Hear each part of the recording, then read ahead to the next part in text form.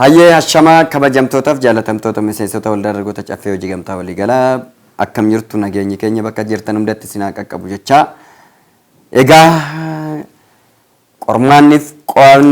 qormaanni biyyattii irratti dhufte hundi isaatiyyuu yaa waldaa dargaggoota caffee hojii gamtaa walii galaattis hin hubata. Kanaaf sabni keenya immoo addatti eessumaa'uu kara hundaa'uu dammaqiinsa siyaasa diinagdeedhaan hubachuudhaan diinagdee siyaasaa qabachuudhaan karaa deemuu dandeenyu irratti hunda irratti walii gallee jirra. Kanaaf galata guddaa qabdu miseensonni keenya martuu isaatiyyuu karaa hundaa'uu nutti mirmattanii dorgommii fi olaantummaa xaafii dhiyeessii xaafii irratti olaantummaa keenya qabachuu keenyatiin itti fufsiisan itti deemamee jira. Kanaaf isinis ammas taanan deeggarsa keessanii fi deemsa keenya hunda isaatiyyuu akka itti fufuttu akka nuuf deemu kabajaan isin waamna ammallee minaan kara jiru hundarraa'u akka itti fuftan bifa bareedaa ta'eetiin akka deemnu fi akkasumas immoo qalaa'insa gabaa jireenyaa yookaan immoo qalaa'insa rakkoo siyaasaa fiduu akka danda'u warri shira hunda maruudhaaf fiffiigaa jiran bulchiisa keessas taa'anii han alatti gad shira addaa maranii ta'u mootummaa keenyaa fi uummata keenya martu kantuyyuu akka qotee didaatitti marshuudhaaf walii gadi fiffiigan hojii isaanii yeroo marasaa jeequmsaa fi siyaasa shira walitti buusoo afaan wal jala dabarsoo akkasumas diinagdee hidhuu qabeenya hidhuu minaan balleechuu qofa oduu hin ta'in immoo lubbuu namaa balleechuu irratti warreen halkanii guyyaa hojjetan akkuma jiran immoo nus halkanii guyyaa itti dhannee waliin deemuu qabnaa waliin hojjechuu qabnaa.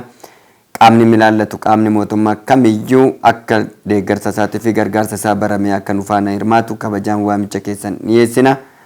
Haala kanaan wal qabatee Oromiyaa irratti karaa Oromiyaatiin martuu isaatiyyuu balbala Oromiyaatiin martuu isaati irrattiyyuu yoo deemu qaamni milaallatu qaamni nageenyatti fi qaamni tiraafikii poolisiitti fi akkasumas immoo bulchiisaaf nageenya irra jiran waajjirri daldala Oromiyaattis dabalatee karaa hundaanuu deeggarsa addaa akka nu godhan kabajaan isin gaafanna. Sababni isaatis wanni nuyi itti jirru kun yeroo waan bu'aa dhuunfaa keenyaa yookaan bu'aa waldaa keenyaa qofa oduu hin ta'in biyya baraaruudha mootummaa baraaruudha. Kanaafuu ammas shirri adda addaa karaa addaatiin itti deemuun isaa itti fufamee jira. Maallaqni bittinnaa'e maallaqni bittaa minaanii kanaatiif bittinnaa'e walitti sassaabamne. Kanaaf wanni calqabame karaa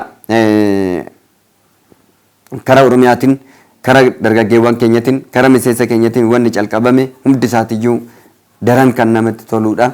Sababni isaa keellaawwan karaa Finfinneetti dhufu kaka'ee jira. Baay'inni isaa garuu seensa Finfinneetti irratti ammas taanan eegumsi nageenyaa sirriitti akka cimu adaraa jechuu barbaanna isin hubachiisuu barbaanna. Keellaan haa ka'u keellaan haa ka'uun ka'umsi keelladhaa dhimma xaafii fi dhimma minaanii qofaaf oduu hin taane keellaan haa ka'uun iyyi isaa kan guddachuu danda'eef waan meeshaa adda addaa warri galchuu barbaadanii fi warri galchaa turan karaa adda addaatiin keessattuu karaa daldala ministeera daldala fi industiriitiin wanni gaggeeffamaa jiru wanni waa'ee balaaleffannaan keellaawwan Oromiyaadhaa kun waan gaarii natti fakkaatu. Kanaaf qaamni kamiyyuu karaa Oromiyaatiin kan jiru hundi isaatiyyuu keellaan cimuu qaba. Garuu minaan irratti akka hin xiyyeeffanne godhame garuu eegumsi balbaloota shananii qofa oduu hin ta'in ooddee godhatanii warreen uttuu fi tutsuudhaa Rwaandaa keessatti sa'aatii 100 keessatti namni 800 dhumuu kan danda'ame keellaawwan isaanii yookaan immoo shira jarri isaanii gaggeessaa turan achuma keessatti warreen wal dorgoman bifa sabaa fi yookaan immoo gosaa fi yookaan paartiidhaan wal qabatee miidiyaa takkittiidhaan sagalee miidiyaa takkittiidhaan jalatti dabarteedha. Kanaaf nus har'a miidiyaan diinni baay'een nurra hin jiraa hin beekama. Keessattuu 360 akkasumas immoo abidda kan jedhaman kun diinolee keenya ta'uun isaan beekama. Miidiyoolee diina keenyaa kana immoo diina keenya jennee oo isaan akka fedhanitti taasa'an dhiyeessinee irraa deemuu oduu hin ta'in itti siqnee adabachiisuun dirqama waan ta'eef iftaan guyyaa gaafa roobiidhaa ganama keessaa sa'aatii 3 irraa kaasnee waan achuma isteediyoo isaaniitti irratti miidiyaa isaaniitti irratti gab akka jedhan akka adabachuu danda'an seenaa addaa inni hojjanna jenneetti qophaa'aa jirra. Kanaaf isinis kabajamtoonniif jaalatamtoonni miseensonni keenya martu keessan fi akkasumas immoo qaamni ilaallatu qaamni mootummaadha qaamni oromiyaadha keessattuu qaamni mootummaa bulchiisa nageenya oromiyaatii fi akkasumas poolisii oromiyaadha kara barbaachisaa ta'een akka deeggarsaa fi gargaarsa nu godhu akka eegumsa isaan nu faana godhu bulchiisni magaalaa Finfinneetis immoo akka nu faana godhu fi akka nu deeggaru akka nu gargaaru eegumsa keessan akka nuuf cimsitan balaa minaaniitiin wal qabatee akeekkachiisni adda addaa kara adda addaatiin kara Finfinnee keessatti nu qaqqabaa jira rakkoo adda addaa sodaachisoon adda addaa reebichi mana keenya halkan dagaan reebuun adda addaa qaqqabaa jira kanaan wal qabatee qaamni ilaallatu hundi isaatiyyuu akka deeggarsaaf hordoffii nuuf godhu kabajaan isin waammanna kam nafe nu ofirraa inni ittisanna an halkanii garuu qaamni nageenyaa akka eegumsa isaa nuuf cimsu waamicha goona. Kanattaan egaa guyyaa har'aa baazaariin kutaa magaalaa Kolfee biiroo muummee waldaa keenyatti irratti maddeetti banamee ture karaa umdaan iyyuu karaa bulchiisa kutaa magaalaa Kolfeetiin obbo Nigaatuu Daanyetiin daawwannaan nuuf ta'amee jira qaamni ilaallachiisu marti isaatiyyuu wanni waldaa kanaaf barbaachisu hundi isaatiyyuu akka nuuf godhamu waadaan nuuf galamee jira daawwannaas nuuf godhanii jiru qaamni ilaallatu hunduyyuu waadaan nuuf galanii jiru kanaafuu isinis aga danda'ama ta'een obsaan nu eegaa gaafiin barbaachisaa ta'e hundi isaatiyyuu adeemsa keessan qaama ilaallatu hundiyyuu kutaa magaalaatii fi qaamni ilaallatu sadarkaa irratti jiru hundi isaatiyyuu kan deebiin ulaatu danda'u ta'a imma mana jireenyatis ta'ee akkasumatti itti fufaa jira bifa bareedaadhaan jira isas immoo yeroo dhiyoo keessatti waan isin hubachiisnu wanni haaraan hin jiraata galata guddaa qabdu kanaaf jabaadhaa cimaa galatooma sirni mootummaa kanaa sirna waloo keenyatti sirna keenya eeggachuun kan keenyadha jabaadhaa cimaa gaariidhaa galata guddaa qabdu ulfaadhaa jiraadhaa horaa bulaa leemanaa.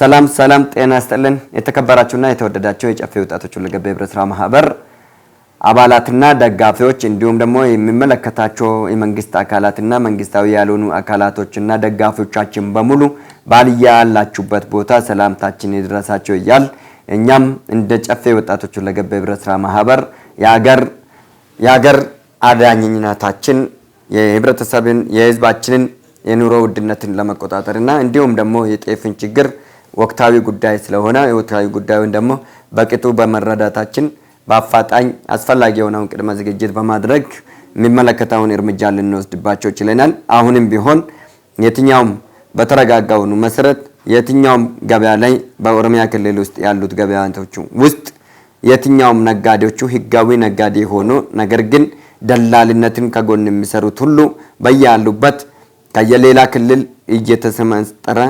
እየተመሳጠሩ ሴራኝነትን በገበያ ውስጥ እየፈጠሩ በየገበሬ ቤት ግብርና ቤቶች እየገቡ እህልን እየሰበሰቡና የፖለቲካ ሴራን እየዘሩ ያሉት ሰዎች ሁሉ አሁን የተጀመረው እርምጃ ጥሩ ነው፣ ተጠናክሮ መቀጠል አለበት። በየአንዳንዱ ህገወጥ እርምጃዎች ላይ ህጋዊ እርምጃ እየወሰድን የህዝባዊ ኑሮ ፍላጎትን የህዝብ ፍላጎት የጤፍን ፍላጎትን የምናረጋጋና እንዲሁም ደግሞ የምናረጋግጥ መሆናችንን ከወዲሁ ልናስረዳቸውና ልንገልጽላቸው እንወዳለን። ማንኛውም ነጋዴዎች አሁንም ቢሆን ማንኛውም ህገወጥ ነጋዴዎች የመንግስት ጉዳይ ብቻ መሆን የለበትም። ማንኛውም ህጋዊ ነጋዴ የሆናችሁት ደግሞ ለሀገራችን፣ ለህዝባችን፣ ለሰላማችን፣ ለመንግስታችን ብሎም ለራሳችን ብለን በአፋጣኝ መስተካከል አለብን።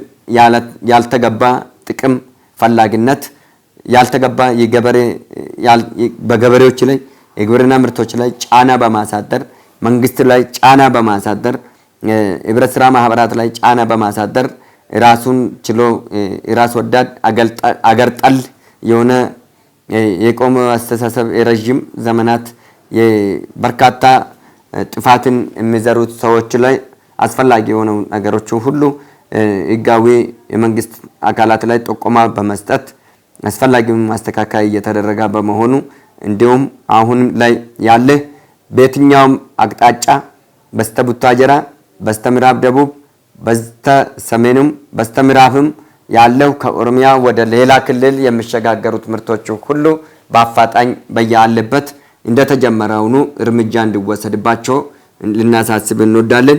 እንዲሁም ማህበራችን እንግዲህ አሁን በተገባና በገባነው ውል መሰረት ሁላችንም በቁርጠኝነት ስራ እየሰራናለን፣ ምርት እያስገባናል ነው።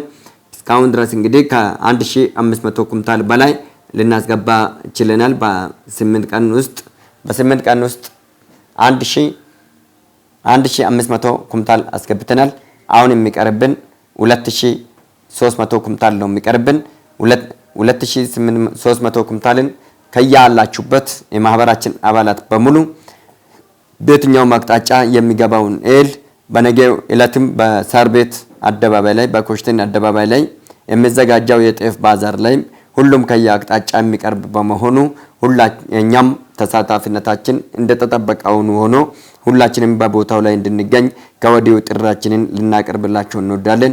በርትተን ተጠናክረን በአምስቱም በር የኦሮሞ ማንነትን እንዲሁም ደግሞ የጤፍ ምንነትን የጤፍ በላይነት የሌማት በታችነት የሽሮ ምክትል ሊቀመንበርነትን እያረጋገጥ የአትክልትና ፍራፍሬዎችን ማህበርተኝነትን ደግሞ እያጎናጸፍናቸው በጋራ አብረን እንሂድ እላለሁ።